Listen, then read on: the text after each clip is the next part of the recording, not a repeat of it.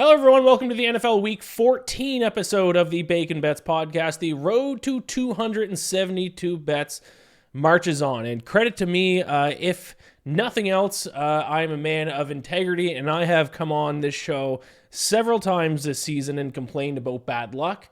And I truly do feel like there have been weeks where I felt like I handicapped the slate right, but I had a handful of games go against me due to variance, due to bad luck. This past week, week 13, credit to me for being man enough to come on here and say the opposite happened. I ended up with a profitable week. We went 8-7-1 in week 13 for plus 0.52 units, and I did not deserve to finish profitable this week. Just going to bring up my bets here because I won a few of them right at the last second. I have lost a ton right at the last second this season, like the Jaden Daniels Hail Mary, like the Vikings Rams safety in the end zone, like the Rams Eagles Saquon Barkley touchdown. This one though,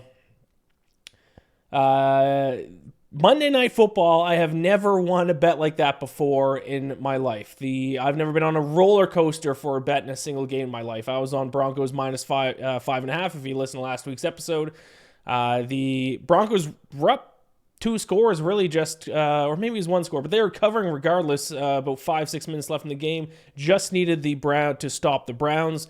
The Browns scored a touchdown. The Broncos got the ball back. I figured, okay, the Broncos can cover if they score a touchdown here. They get down. It's 4th and 1 on like the 12-yard line. Sean Payton looks like he's going to go for it. Decides not to. Decides to kick a field goal instead to give the Broncos a 2-point lead. I think that's it. There's no way they're going to cover here. The only way I can cover is if Jameis Winston throws a pick six on the Browns' last drive. And the moment I send on a tweet that said it's a dark part of the game when you start rooting for a pick six to win a bet, I hit send, and the moment I sent that, Jameis Winston throws a pick six. I have been in that situation hundreds of times where I'm at the end of the game and I have a team that's winning but not covering the spread, and I need them to get some kind of pick six or a fumble return for a touchdown in order to cover, and it has gone for me 0 times, ever. And it went this time. It happened, but then the game wasn't over. A minute left. That Browns down by 9. They could still score a touchdown to cover the spread.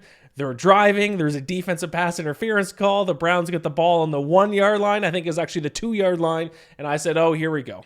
I got the pick six for the Broncos to cover, and now it looks like they're going to not cover because of a Browns last-second meaningless touchdown, and then Jameis Winston throws another interception.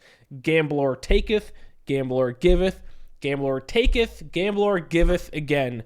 For me to finally win a roller coaster bet, a bet that I think now leads me to not being allowed to complain about suffering a bad beat for the next few weeks, because that is one of the better beats I will ever have in my entire life, and that wasn't the only one that really went my way in a late game situation. I had the over 43 between the Texans and the Jaguars. Didn't look like it was going to hit all game. The Jaguars scored a very late touchdown, and they still needed a 2-point conversion to hit 43 on the number. They got that 2-point conversion for it to finish at 43. That ended as a push instead of a loss. And then another over between the Buccaneers and Panthers. Another over that didn't look like it was going to hit all game. Eddie Pinheiro missed 2 field goals. Drives are stalling close in the red zone. Field goals are being kicked instead of scoring touchdowns. And then I needed a lot to happen.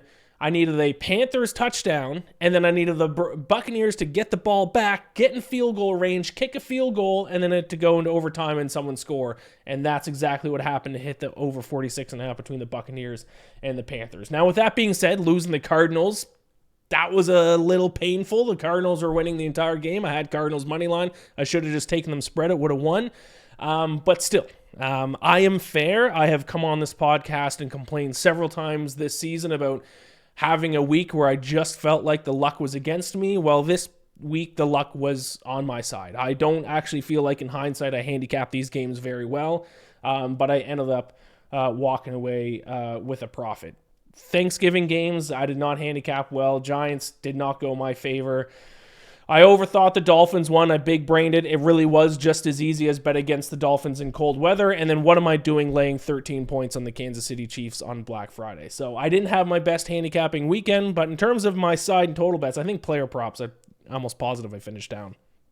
But for my sides and totals for the road at 272, we did walk away with a small profit. That brings my season-to-date record to 97, 94, and 4 for minus 3.65 units. So we're still down over 3.5 units, but we have 5 weeks left to make up for it. So one step at a time. Let's see if we can do a second straight profitable week. Now, before I get into my picks for Week 14, there is something that I need to address. I was just talking about the Chiefs game on Black Friday. At the end of Black Friday, or at the end of that game, I tweeted the ways that the Chiefs have won this season. It was nothing but facts. Everything that I said in the tweet was factual. I said, number one, Likely's toenail was out of bounds against the Ravens in Week 1. Fact or fiction, that's the Chiefs pulled out the win. And at the end of the game, Likely's toenail was out of bounds. If he would have clipped his toenails that day, that would have been a touchdown. The Ravens would have had a chance to win the game on a 2-point conversion. I said there's a questionable penalty on the Bengals in that game. Maybe I shouldn't have used the word questionable, but certainly, I mean, we've seen that penalty not be called plenty of times. For example, was it next week or the week after that exact penalty wasn't called on the Chiefs in a late game situation that would have gave the Falcons on the ball on the 1 yard line with a chance to take the lead. A couple weeks later, Bucs score a touchdown late in the game against the Chiefs. They can go for 2 for the win. They do not. Instead, they kick the extra point for a tie.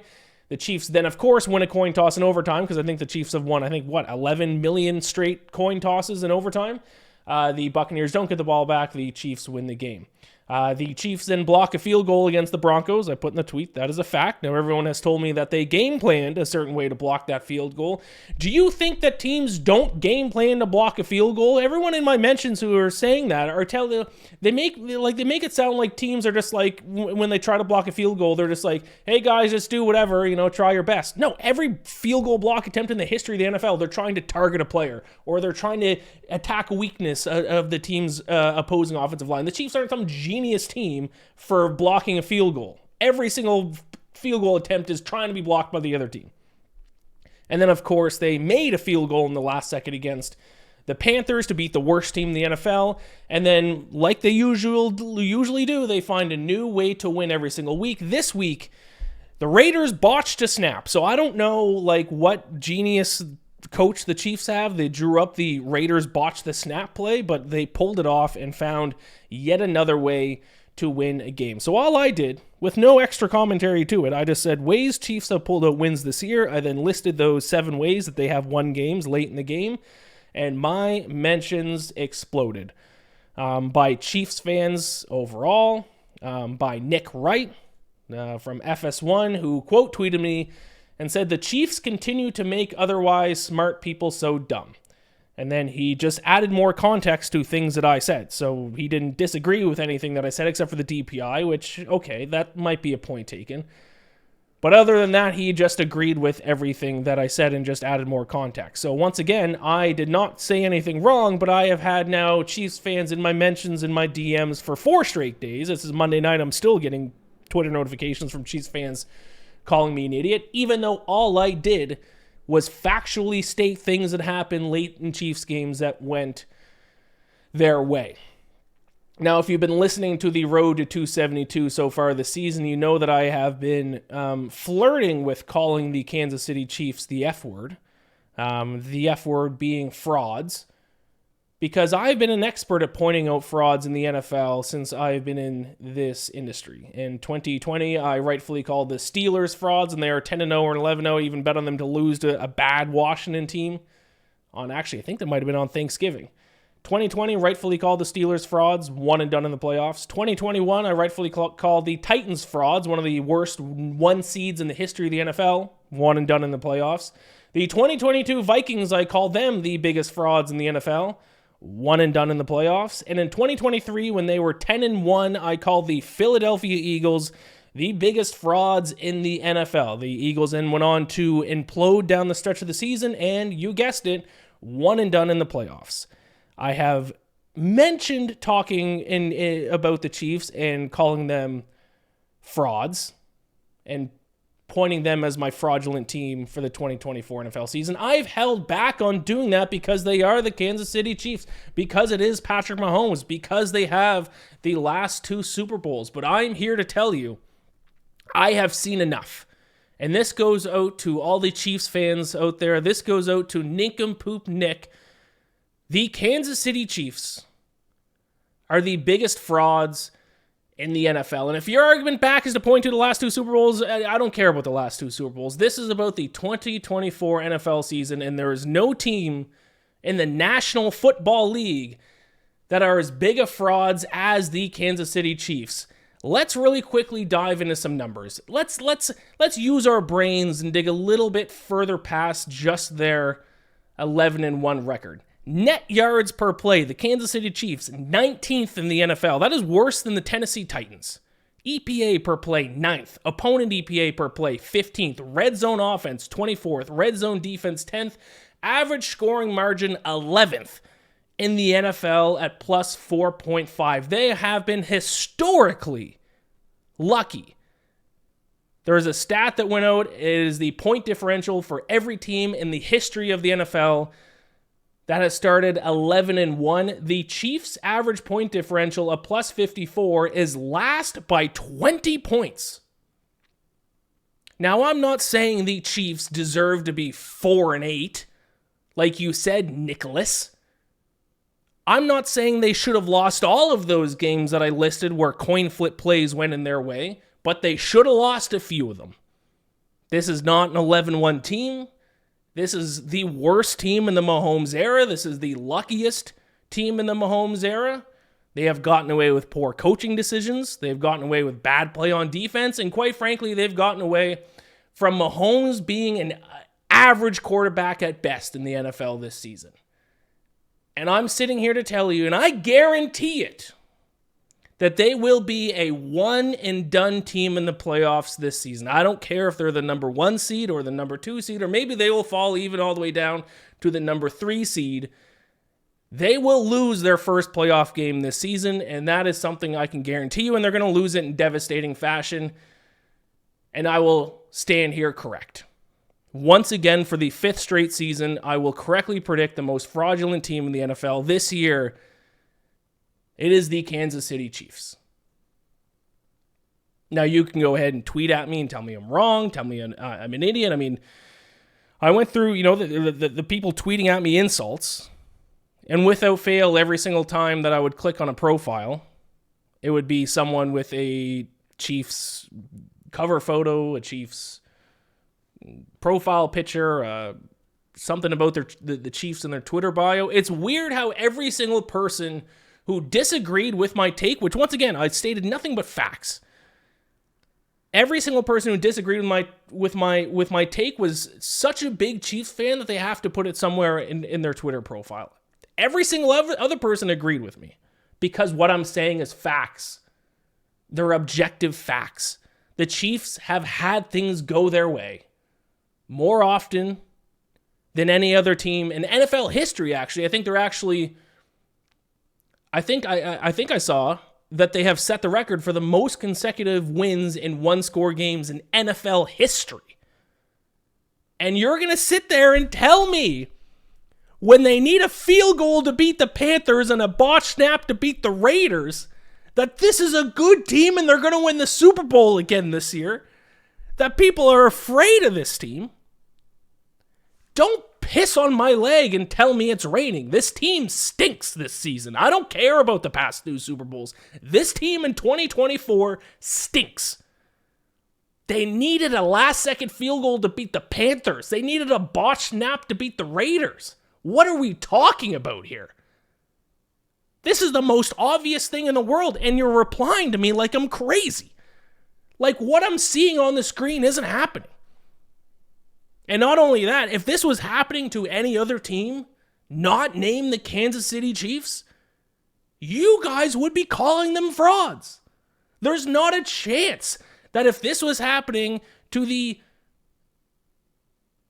Washington Commanders, that I would have these same Chiefs fans in my mentions, and I would have Nick Wright on TV with my tweet up, saying that I'm an idiot for stating facts. No, but because it's the Chiefs and because you're blinded by your bias, have some integrity for once, Nicholas.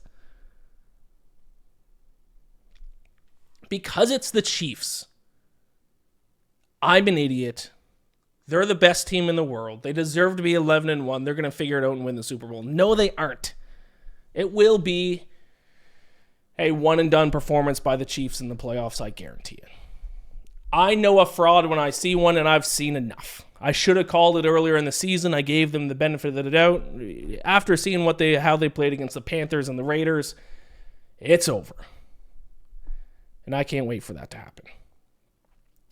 All right, let's get into it. I got all my bets locked in for Week 14 of the NFL season. The road to 272 bets marches on. I'm not a state. I'm a monster. No, Lisa. The only monster here is the gambling monster that has enslaved your mother. I call him Gambler, and it's time to snatch your mother from his neon claws.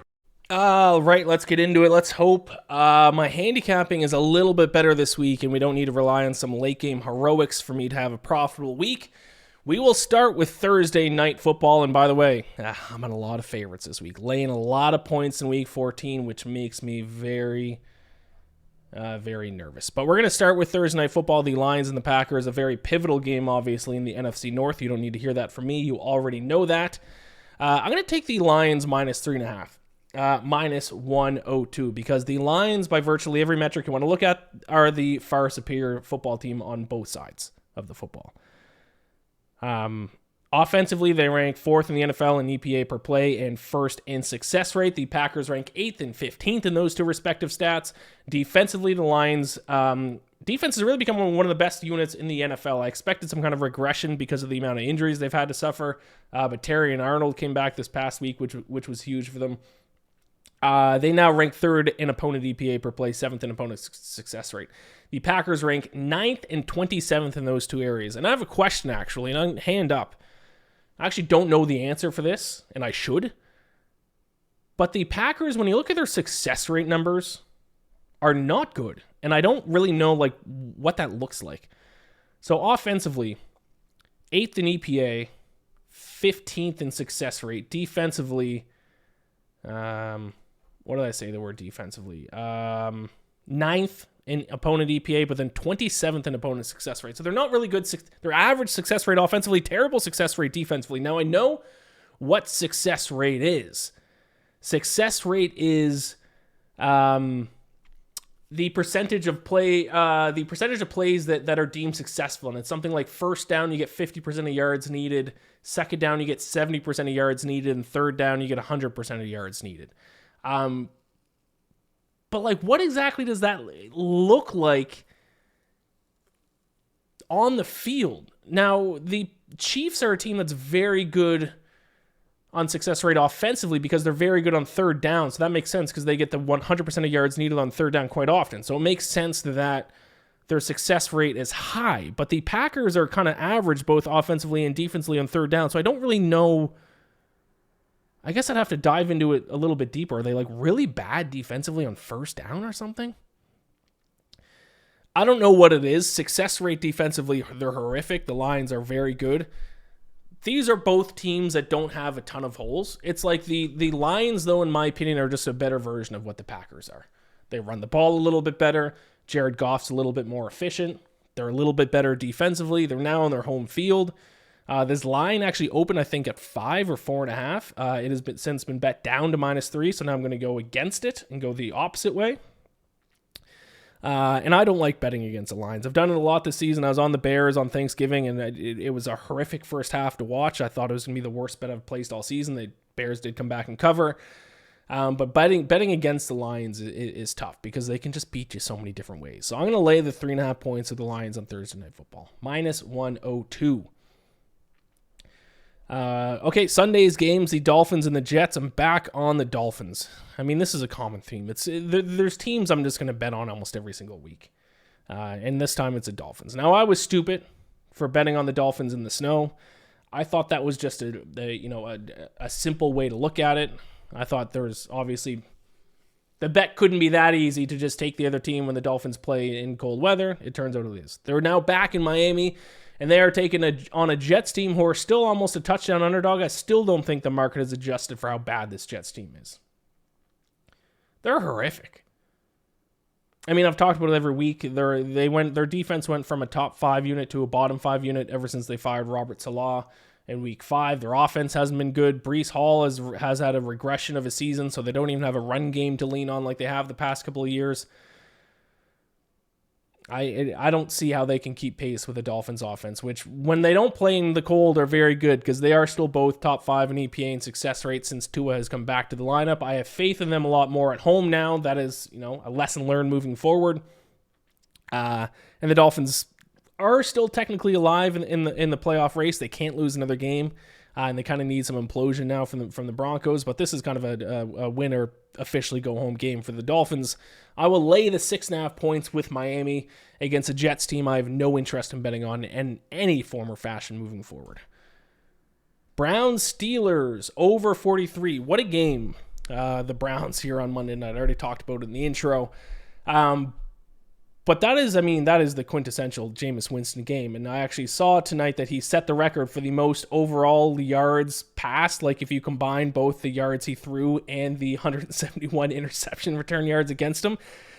This tweet was by Opta Stats, OPTA Stats. The 668 combined passing yards plus interception return yards off his passes, the most by any quarterback in a single game in NFL history. I love that Jameis Winston now has that record because it's the most on-brand record for a player of all time. But because of the way Jameis Winston plays, I don't really want to bet on either side of a Jameis Winston game anymore this season because he could throw for 450 yards, but then also throw 2 pick sixes, and then he doesn't even cover as an underdog.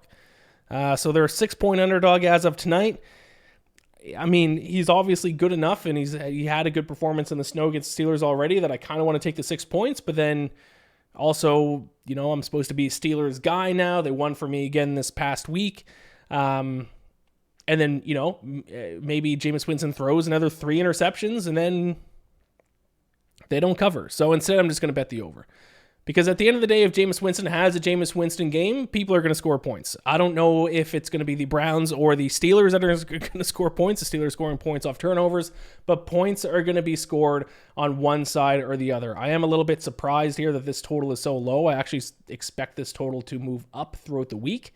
I wouldn't even be surprised. No, it hasn't moved up yet. Still at 43 as of 1:04 a.m. Eastern. And the Steelers offense, actually, they haven't put up a ton of points on the board this season, but it's actually because, or largely has to do with the red zone offense. 29th in the NFL in red zone offense, but now they get to face a Browns defense that's 25th in red zone defense. So if the Steelers can convert those red zone trips to touchdowns instead of just field goals, they'll start scoring some points here like they did last week against the Bengals. So yeah, I think it's a little bit of a low total here. For a game involving Jameis Winston. Give me the over 43 between the Browns and the Steelers. Panthers and Eagles. I think few teams have won me as much money this season as the Eagles. That was probably one of my better bets of this past week, was the Eagles to win as underdogs against the Ravens. I will continue to bet the Eagles. I think it's a sell high spot on the Panthers. The Panthers have now covered for at least 4 straight games and won 3 of them, I think. It's time to sell high on the Panthers. Let's not forget who this Panthers team is. They're still 28th in EPA per play, 31st in opponent EPA per play. And while Bryce Young has improved, let's still pump the brakes a little bit because he still comes into this week ranking 36th in the NFL in EPA plus CPOE composite amongst all quarterbacks who have played at least 100 snaps. There's 42 of them, I think, so 36 out of 42 in EPA plus CPOE. He has been playing better, there's no doubt about it, but he's not still playing at even an average level in the NFL. And I don't know how they're going to hang with the Eagles because Saquon Barkley is already in the MVP conversation. People are saying Saquon Barkley is the MVP favorite. Are just incorrect. I mean, we have betting markets that can prove this. He is the odds-on favorite by a pretty wide margin to win Offensive Player of the Year. I bet against his rushing yards total against the Ravens because the Ravens' rush defense is elite, and he still put up over 100 yards. Now Saquon Barkley gets to face a Panthers defense that's 31st in opponent rush EPA, dead last in opponent rush success rate, and they give up 4.8 yards per carry. The Eagles' offense is going to cut through the Panthers' defense like a hot knife through butter. Saquon Barkley might rush for 800 yards, and I think they're going to cover this massive 12-point spread. I'll take the Eagles minus 12 at minus 110. All right, we're going to move on to the Raiders and the Buccaneers. I'm sticking with some favorites here. I will take the Buccaneers minus 7 at home to the Raiders. I know the Raiders covered this past week against the Chiefs. I think that is the sign of the Chiefs being the biggest frauds known to man. No matter who's at quarterback for the Raiders, they still rank dead last in EPA per play, 28th in yards per play. The Buccaneers' defense is not good. They got a lot of issues themselves. But the Buccaneers' offense has become one of the best in the league. They rank inside the top 10 in nearly every metric, sixth in EPA per play, 5th in success rate. I think they're going to kind of run away with this one on their home field. And this does kind of look like a spot, and it's actually kind of similar to the Panthers too. It is a spot that happens in the NFL where bad teams have good results, whether that's because of, they're just kind of playing well as a team for a couple games, or, they're playing against other bad teams, which is kind of the case for the Panthers. And it kind of happens for like a 3 or 4 week span, and then people start to think that the team's not that bad. But it's simply a case of, even though a month has passed, which is a long time, we've only seen them in 4 games, people forget how bad these teams are. And I think that's why I'm betting on a lot of favorites this week. I think it's because there are some bad teams that have looked decent in a few games, and people are forgetting just how bad they truly are.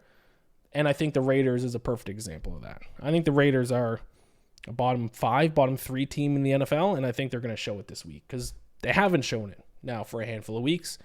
This is a week they're going to show it. I'll take the Buccaneers minus 7, minus 110.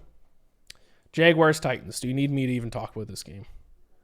Why the fuck do I keep betting the Titans? They covered for me 2 weeks ago, and I was like, yep, here we go. They're going to get hot, and then they lost by 1,000,000 points to the Commanders.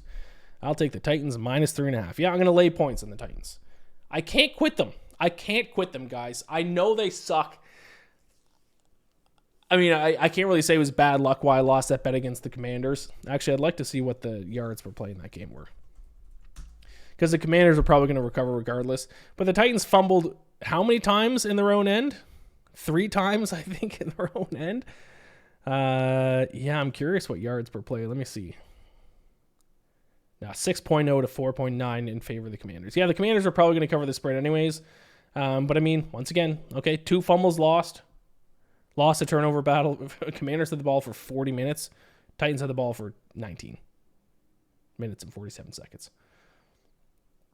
Yeah. Still, they're playing the Jaguars now, and the Jaguars with Mac Jones is the worst team in the NFL. Their defense is dead last in EPA per play. Mac Jones, actually have a stat here right here for you. Of 42 quarterbacks this season who have played at least 100 snaps, Mac Jones ranks 39th in EPA plus CPOE composite, 40th in adjusted EPA. So you already have the worst defense. Now you have a bottom 3 quarterback of all quarterbacks who have even played 100 snaps this season. And as bad as Will Levis has been, he's still not nearly as bad as Mac Jones. So the Titans obviously far better defensively, and now better offensively. I would have gave the edge offensively to the Jaguars if it was Trevor Lawrence, but because he got decapitated this past week, it's going to be Mac Jones. I assume. I don't know why I assume that. Is that confirmed somewhere? Yeah, I think Trevor Lawrence is like done, right? I mean, he got decapitated. It was crazy. Yeah, so I'll take the Titans. Although laying points at the Titans seems horrific. I know I talk about net yards per play a lot. I think I've been trying to look to some other stats a little bit this year, and actually maybe it hasn't worked for me. Maybe I should just stick to net yards per play. Titans, 18th in the NFL in net yards per play. How's that for surprising? This is why I keep betting on this team, because like in terms of even just like moving the ball down the field and preventing the other team from doing so, they're not bad, but they might be the worst special teams I've ever seen, and they turn over the ball at the worst possible times. But I see they have a net yards per play of 0.0. That's better than the Chiefs. How about that? Titans have a better net yards per play than the Chiefs. Not good. That's a better net yards per play than the Chiefs, the Dolphins, the Steelers, the Colts, the Rams. and then a bunch of obvious teams. So I will continue to have faith in the Tennessee Titans. I'll take them minus 3.5.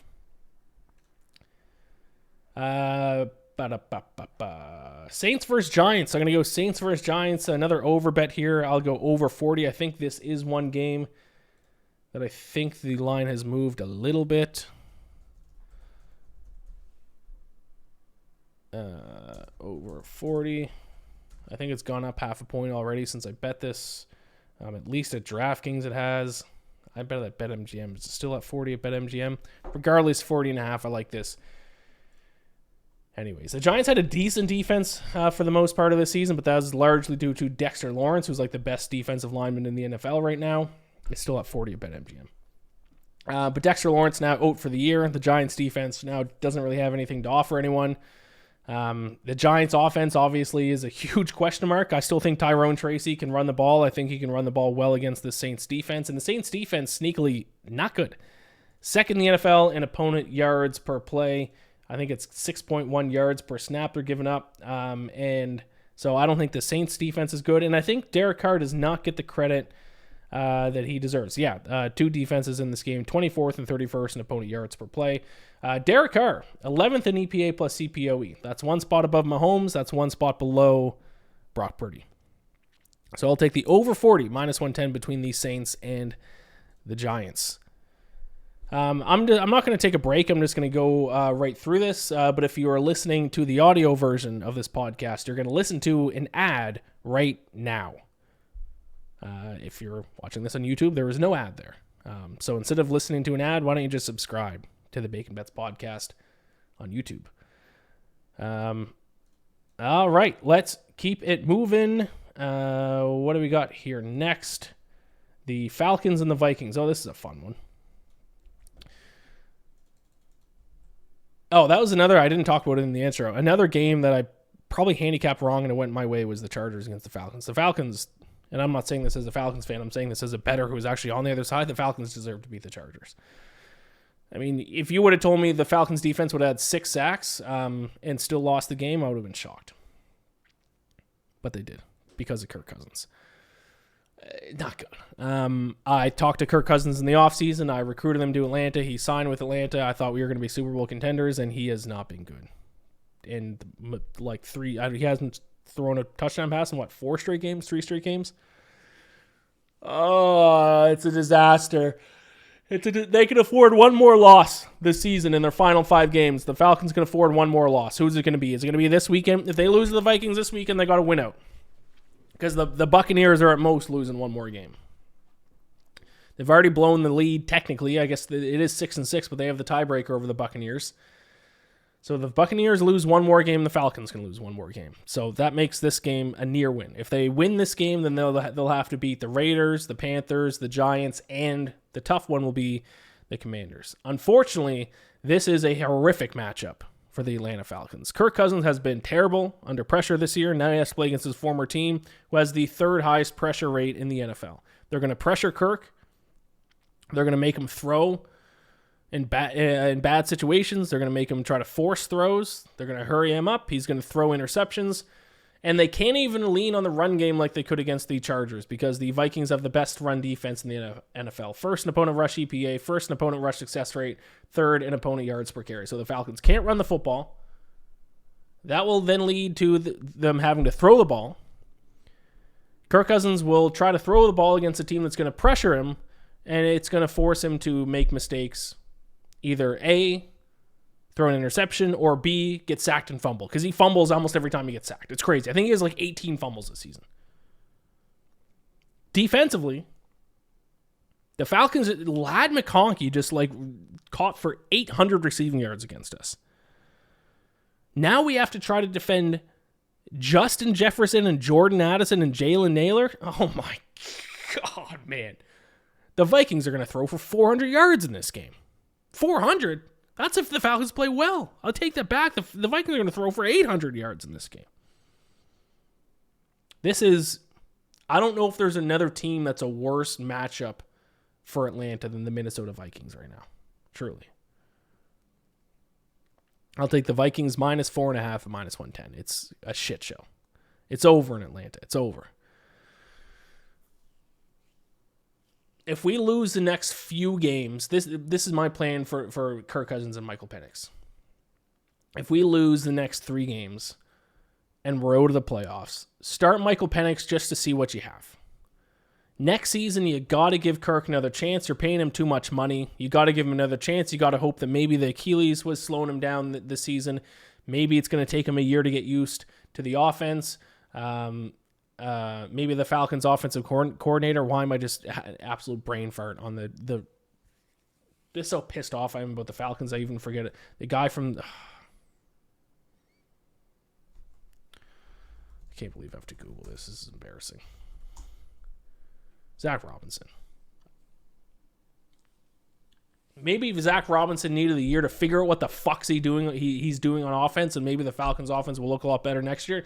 But you have to go back to Kirk Cousins one more season, and then if Kirk Cousins doesn't look good by week 4 or week 5, you permanently go to Penix. That's the plan. Now, if the Falcons win this week, or if I think it's the Raiders the next week, if they're still in the playoff hunt this season, you can't go to Penix. Even if it's the right decision, you can't. Because if you go to Penix now, then you're kind of just completely giving up on Kirk, and you're paying him too much money for that to happen, unfortunately. So play Kirk this week. Play Kirk the next week. Yeah, I would say if he loses to both the Vikings, if he loses to the Raiders on Monday Night Football, it's over. Then start preparing for next year and toss Penix in, and maybe he can win out and something crazy can happen. So his job might come down to next Monday Night Football against the Raiders. Perfect. I'm sure that'll go well. Vikings -4.5. Seahawks Cardinals. I think this is probably the toughest game of the week. If I had a weekly veto, I think it'd be this one. But I'm going to go under 45. Both teams defensively have looked a lot better in recent weeks. Since week 7, they are 6th and 8th in opponent EPA per play. 2 of the better red zone defenses. Cardinals coming to the game 7th in red zone defense. Teams are scoring touchdowns 48.78% of the time against them. I don't really know what to think of the Seahawks offense, actually. They give up a lot of big negative plays, a lot of snaps over Geno's head. And the Cardinals offense has not looked at their best. Well, I guess a pretty solid game against a good Vikings defense last week. But these are 2 teams I just still can't figure out. I just don't have an opinion on either of them. And my strongest opinion is that I think both of their defenses have been better recently. The Seahawks defense has been better ever since they got healthy. The Cardinals defense, I think, have just been playing better and just have game plan better, have schemed better. So in a game where I don't really know what to expect on either side, I'll just go with an opinion I feel most strongly about, which is that I like both defenses. So I'll take the under 45 against the Seahawks and Cardinals, and not much else to say about that one. Bears and 49ers, I mean, of course. There's teams I'm not going to quit this year. And I'm not going to quit the 49ers. I will take the 49ers -4 against the Bears. Listen, I can't even defend my previous picks on the 49ers. 2 weeks ago, I could defend it because I bet the 49ers before I knew Brock Purdy was hurt. This past week, I had no excuse. The Bills just ran the ball all over them. I'm just going to start betting on... When there's crazy weather, I'm just going to start betting the home team. I'm going to bet Buffalo in cold games. I'm going to bet I'm going to bet the Packers in cold games, especially when they play teams from... Maybe it's that easy. When it's a cold team hosting a team from a hot state, maybe just take the team that's from the cold state. That's not the case this week, though, because the 49ers are back home. Now, I know Brandon Ayuk is out. I think Trent Williams is out again this week. Christian McCaffrey's out. Jordan Mason's out. Debo kind of sucks now. I still have faith in this team. I'm sorry, I can't look past the fact that they're still 3rd in the NFL in net yards per play. Don't ask me how. But they are still 3rd in the NFL in net yards per play +1. The Bears are 31st at -1.1. The Bears just fired Matt Eberflus. It's a 4-point spread. A 4-point spread for the 49ers at home? I know they're beat up. I know they're bad. It's actually, DraftKings, you can get -3.5 if you want to pay some juice at -118. But a 4-point spread for the 49ers at home to the Bears? I just think that's Maybe I'm big braining it. Maybe it's as easy as just betting against the 49ers, but I just can't get to that number, man. I just still think they have something there. I still think Brock Purdy's there. Like, their defense is okay. Actually, I think they had a linebacker going IR too. Who's the other guy the 49ers put on IR? Maybe it's just like, maybe it is just easy. It's just, maybe you just got to bet against them, right?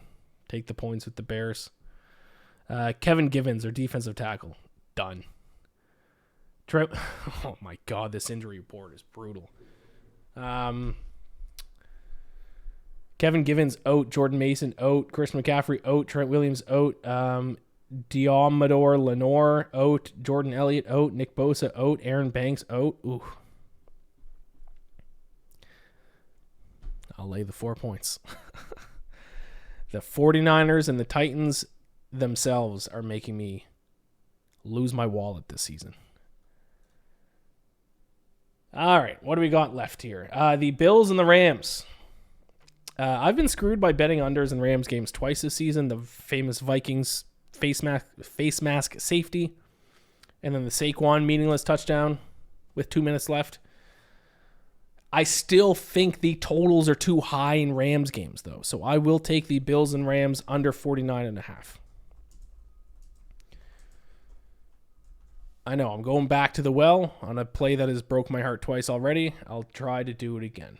And it's for the same reasons. I do think the Rams' success in the second half of the season has not been because, though it certainly plays a role, but it's not necessarily just because their offense has gotten healthy. Their defense has been significantly better. Since week 7, 7th in opponent EPA per play, 9th in opponent success rate. They're also 6th in red zone defense this season, 10th in quarterback pressure rate. Their defense has been a top 10 unit since about week 7.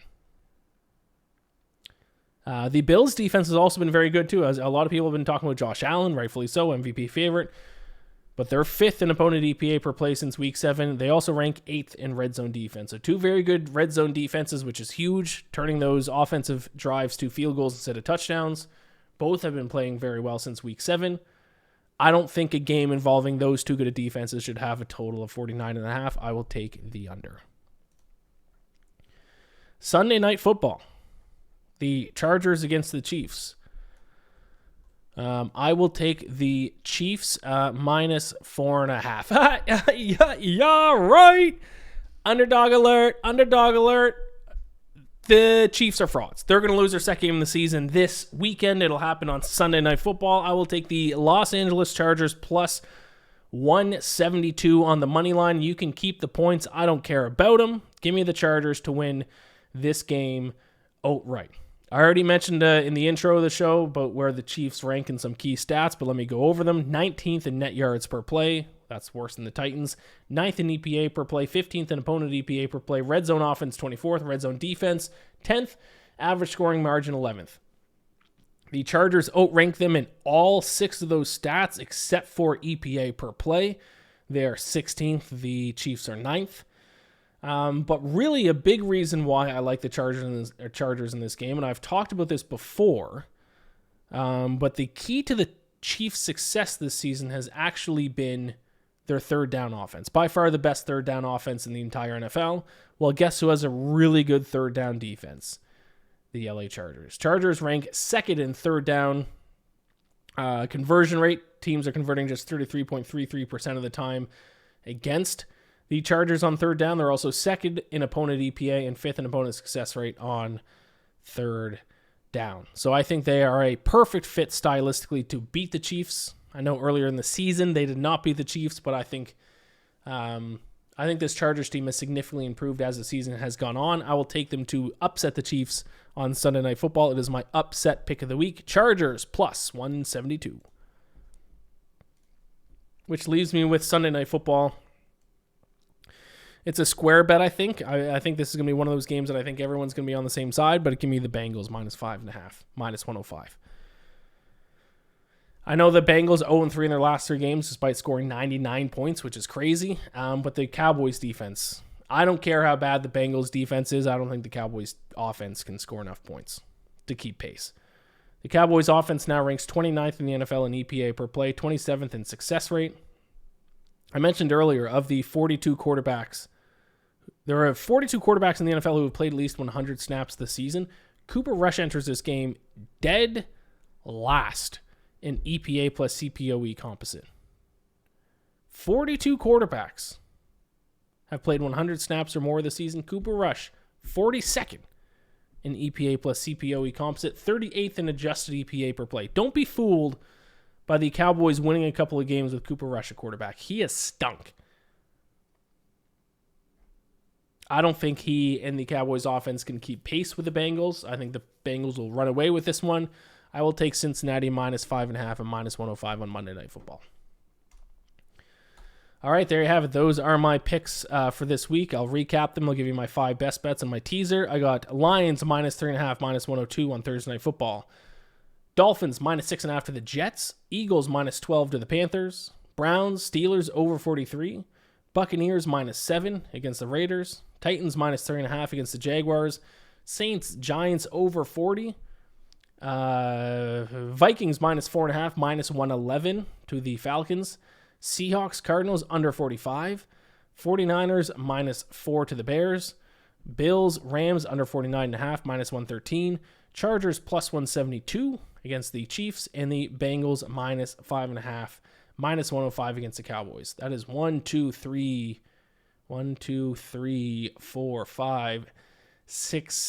8. 8 of the 13 games this week, I'm betting on the favorite. I'm betting one underdog. It's the Chargers is the only team I'm betting on the underdog, and then I have 4 total bets. So favorites better have a good week, or Uncle Iain is going to be in a tough spot. If this is a big underdog week, I am screwed. Okay, best bets last week actually did well. Best bets went 3-1-1, 3-2 if you got the Texans Jaguars over at a closing number, but I'm just going to go based off what I bet them at. Chargers minus 1 hit, Bears plus 10.5 hit, Texans Jaguars over 43 pushed, Seahawks minus 2 won, and the 49ers plus 7 of course lost. My teaser was a winner last week. We got Eagles plus 8.5 against the Ravens, Buccaneers pick 'em against the Panthers, needed overtime, but that hit. This week, my 5 best bets. Eagles minus 12 against the Panthers. Saints, Giants over 40. Vikings minus 4.5 against the Falcons. Bills, Rams under 49.5. And Chargers plus 4 to the Chiefs. So Eagles, Vikings, Chargers to cover. Over in Saints, Giants. Under in Bills, Rams. My teaser of the week. We're going to tease the Chargers up from plus 4 to plus 10. That crosses the key number of 7, the secondary key number of 6, and gets to the secondary key number of 10. And then we are going to tease down the Buccaneers from 7 to 1. That gets us off the primary key number of 7. That gets us through the primary key number of 3. So Chargers plus 10, Buccaneers minus 1 for our 6-point teaser of the week. All right. Thank you all so much for watching and listening to the week 14 edition of the Bacon Bets podcast.